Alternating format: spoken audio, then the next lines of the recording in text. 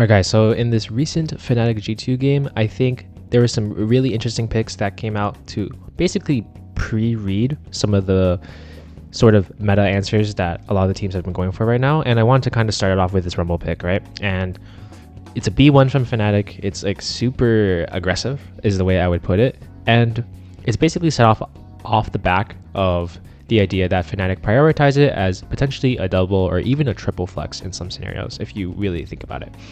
Rumble has been coming up in priority because of this a little bit, because Rumble support has been a pretty decent option for some people, but I think this is just further contributing to the idea that support has the most sort of flexible champion identity. You can play pretty much any class of champion in the role pretty easily, and as long as you're pretty open and flexible to it, it's not bad. And let's talk about how this works initially into this Lucian Nami matchup that G2 opted into. They basically signed up for it. They're pretty okay with dealing this potential flex. Fnatic picked it B1 as something for them to chew on, and it ended up being Ashe Rumble into Lucian Nami.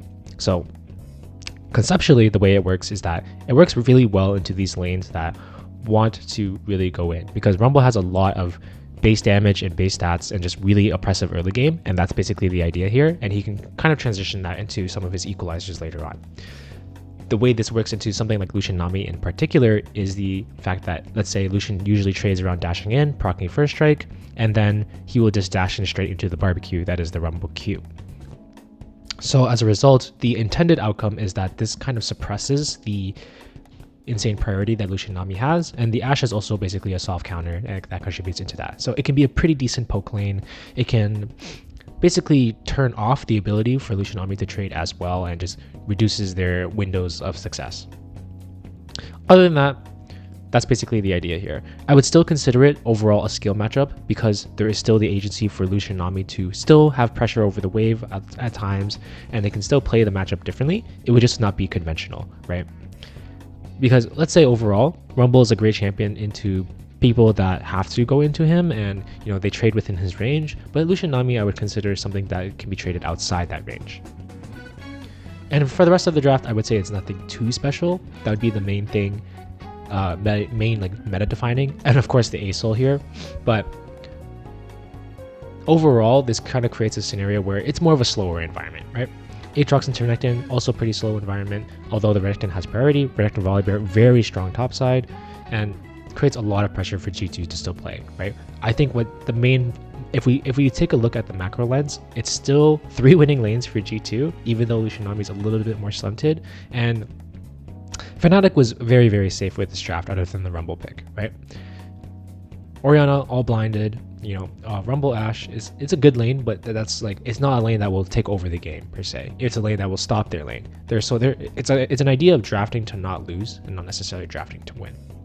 And you can kind of see it in this game, even though they had pressure, had damage. I think with other areas of the map, Fnatic didn't really have enough agency to really go for it. And this could be also an issue with some of the priorities they went for, right? They opted to blind Xin Zhao, I believe, and they opted to answer Xin Zhao into the Volibear, which is something that's not really Xin Zhao favorite at all, and you're going to see it a lot here with Razor struggling a lot, right?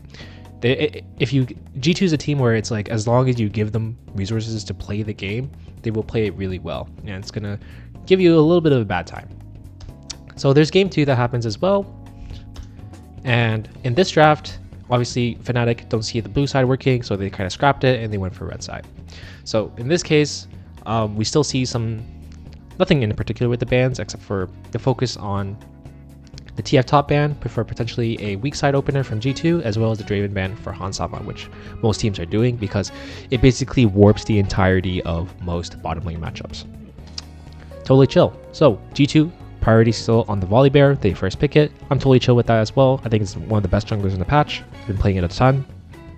Fnatic have a prepared counter in the Jax, and although it's like a counter per se, I would say I describe it as a very soft counter, because even though you're potentially stronger and you can win the trades, you're giving up a lot for that, because Jax is not nearly as good of a team fighter as someone like Volley is, and he doesn't do nearly as well with like itemization.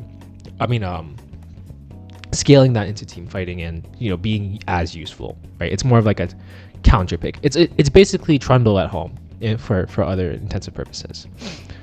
So again, G2 opened with more, I'd say, priority blind picks. And I think this, like, overall just tells me that G2 have a better understanding of the patch, right? Whenever you look at these comps, you're like, oh, okay, it's pretty good.